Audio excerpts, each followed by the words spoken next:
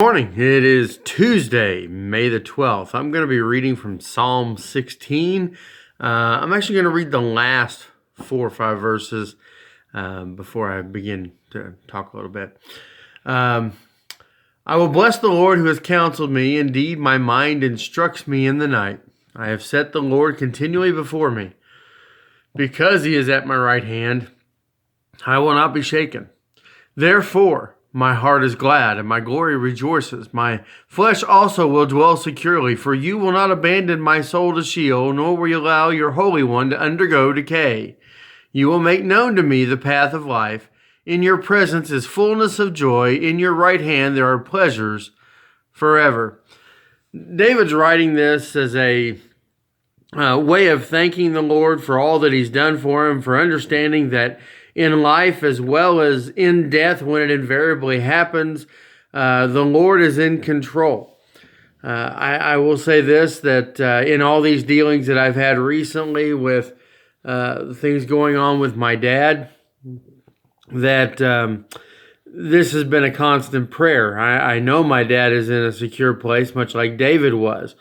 But yet, it's a kind of a frightening thing to start thinking about mortality and start thinking about things that hold you back or things that can hurt you. And here he's saying that, no matter what, he knows that the Lord is in control, that he will not be abandoned. Now that verse 10, a lot of times is also used later in the New Testament, as a messianic verse, speaking to, the time when Jesus was in the tomb and then rose again. You will not abandon his soul to Sheol. You will not allow your Holy One to undergo decay. And of course, he was in the tomb 3 days and rose again.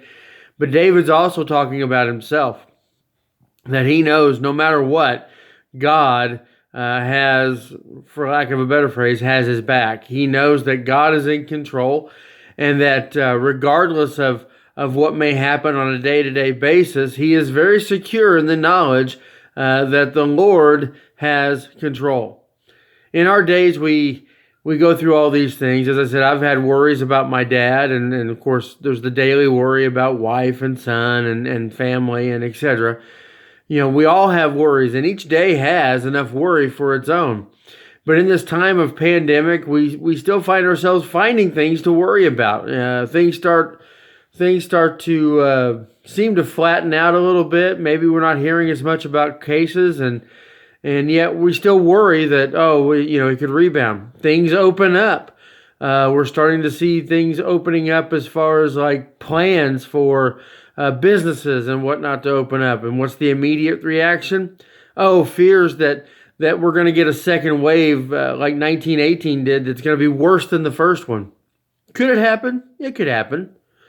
But we also have to understand that regardless of any of that, God is in control. We have to understand, much like David did, that no matter what happens, we can depend on him.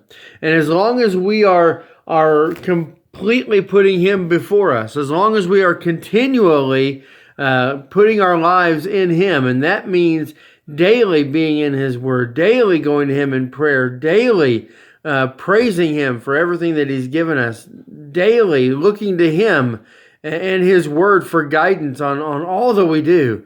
When we are doing that, then we can say that we're secure no matter what happens in this life. And I think that's a place David got to.